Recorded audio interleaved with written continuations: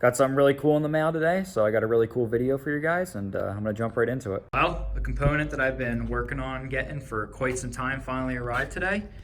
Took about 7 days to get it from Norway and about a couple weeks of searching and putting everything together to actually get this shipped and over here. But yeah, a couple custom forms later as well, and cleared customs, and also picked up some more parts from Volvo. Got the brand new control arms, got some other all-wheel drive brackets and mounts and bushings. But I really want to get to unboxing this thing and showing you guys what I went with and why I went with it and why this is the superior option for either, 5-speed swaps on already all-wheel drive cars or all-wheel drive swapped cars. So let's get into it. So the package came from a company called Bildemontoring.no in Norway. If you're looking for, pick one of these up yourself, you might be able to find one there.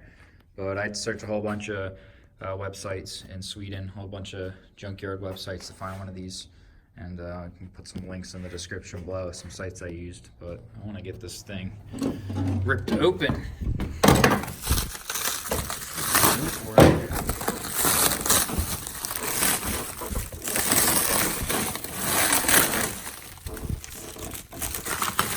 Good job packing it.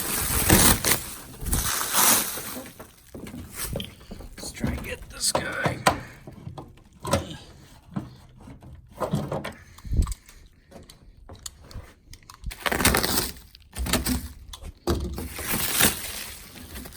Oh, you can kind of see it. You can kind of see what's in there. Looks like they did a pretty good job packing it. I'm going to throw this on the tripod and start ripping apart the rest of this.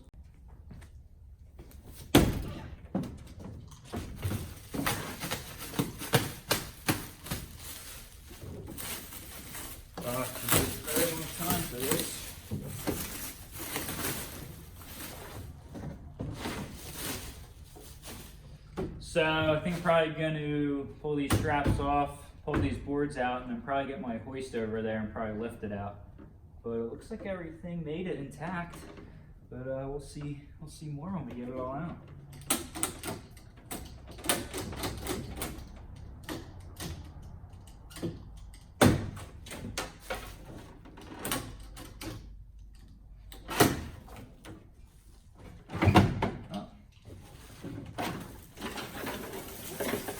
Even easier.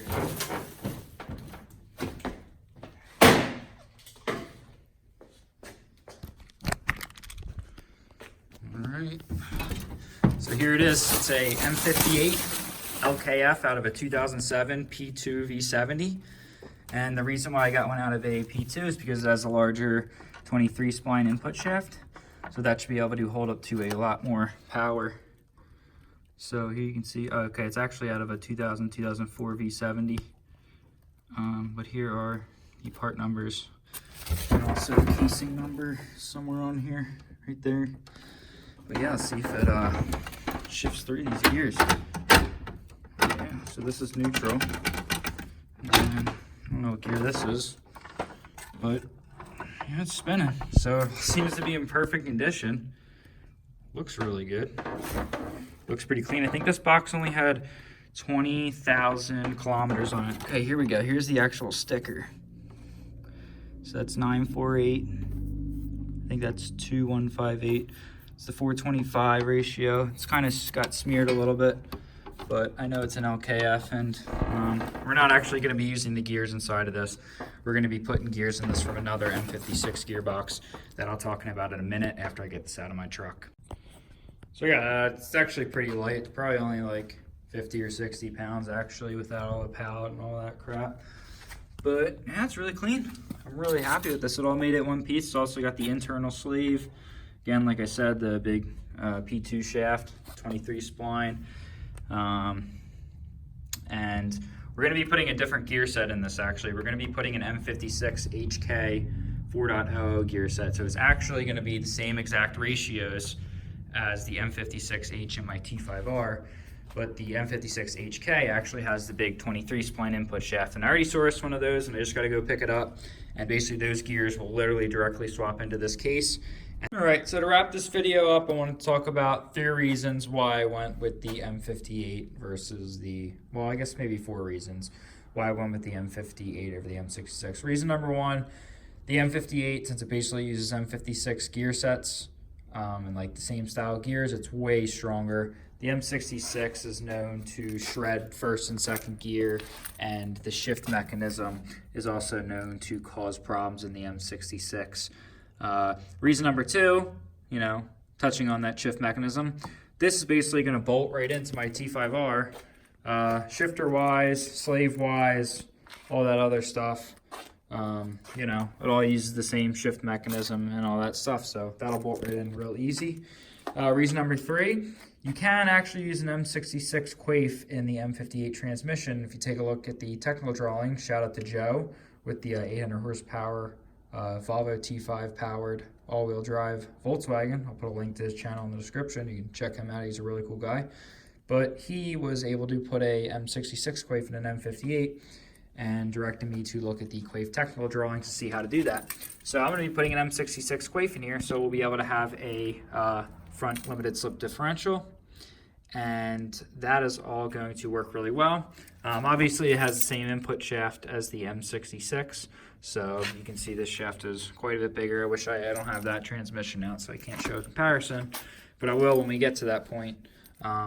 But this thing should be very strong. And reason number four, and lastly, is because I can put an M56 gear set in here. So I actually already have a M56 HK 4.0 gear set that I'm buying off a friend, and that's going to be the same exact, all the same ratios and final drive that's in my T5R, and those ratios are great. They're nice and long, and I'm going to be basically happy with that because my power band and all that stuff's not really going to change, gear wise.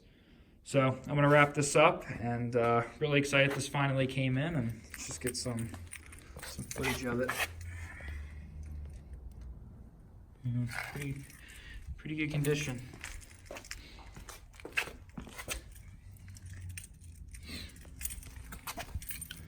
Like I said, I shifted through all the gears and everything.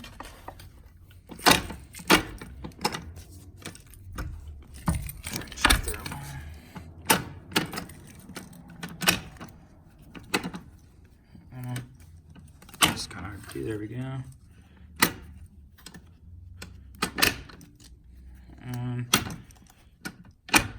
So goes into all the gears, and we can use the same reverse sensor and everything. So that's it for now, and we're gonna keep working on our rear subframe over here, start putting some of those new bushings in, and hopefully get this all assembled up. So until next video, guys.